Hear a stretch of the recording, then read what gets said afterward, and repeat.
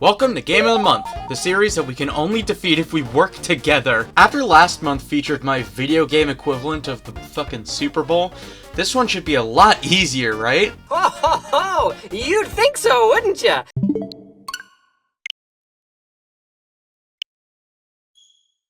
I played Super Mario Odyssey back in 2017, and to this day it stands as one of my favorite 3D platformers of all time. The movement and gameplay is top tier, and you could just tell the devs had a blast making it just as much as I had playing it. I got all 3 amiibo, all the outfits, and all 998 moons because the Goomba minigame sucks. Combine the plethora of content and the movement that feels like crack, and you have a game that is begging to be broken down by players. Whether it's the speedrunning scene that got me into speedrunning as a whole, or even little things like hidden coins in spots you wouldn't normally get to. Odyssey was perfect to be taken apart and dissected like a frog in biology class, and then consumed like a frog in biology class. It's one of those few pieces of media where the only problem I have with it is that I just want more of it. And also that I hate the goddamn Goomba minigame. After Odyssey though, we never got a true follow-up. I mean, Bowser's Fury was great, but that was on a much smaller scale. So imagine my surprise when 8 years later, we finally get a true successor, and its name was...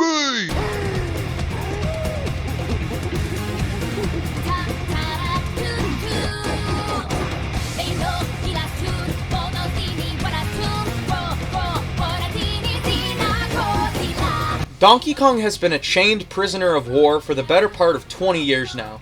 If we're ignoring spin-off games, he's only had Country Returns and Tropical Freeze. But after this feels like prime Donkey gaming.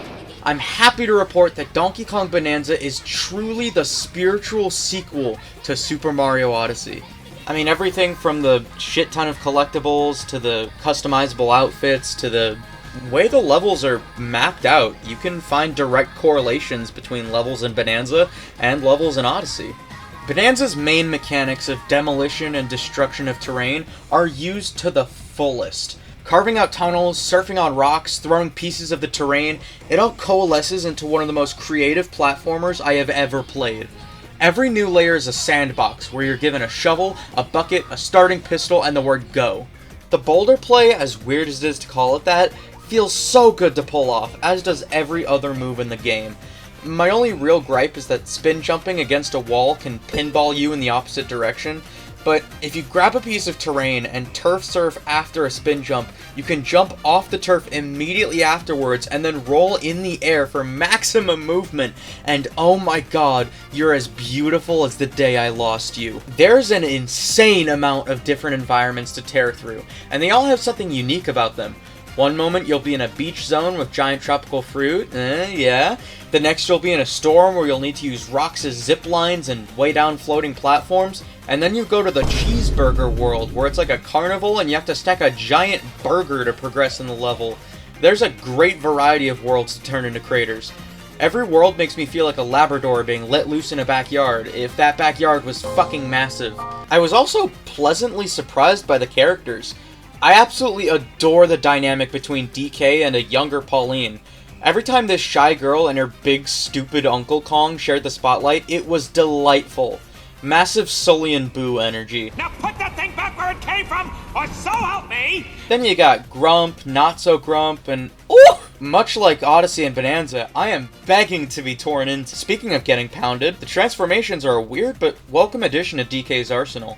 It kind of reminds me of Banjo-Kazooie's transformations, and that plus the character designs reminiscent of Banjo-Kazooie NPCs it makes the Banjo fan in me squeal and do a little jig. One more thing before we go into spoilers. Since this is the first Switch 2 game to really use amiibo, I figured it's worth discussing how they're utilized in Bananza.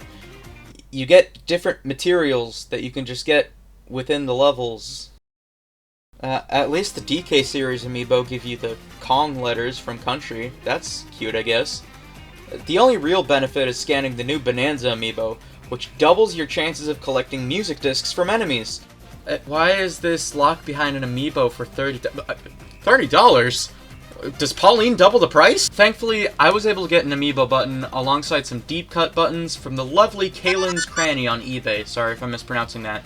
They have any amiibo related cards or buttons you could ask for. I am not being paid to say any of this, I just think they make really good stuff. Link in the description. Now it's time for spoilers. Hop off if you aren't cool with spoilers, because there's gonna be spoilers. We good? Okay. When I saw that Gangplank Galleon was on the OST, I thought it was going to be a pirate ship retro level similar to the country stage. Then I heard from an NPC that someone got lost in the planet core years ago, and I went, oh. Then I saw the golden lump reminiscent of a certain king's belly, and I was like, oh.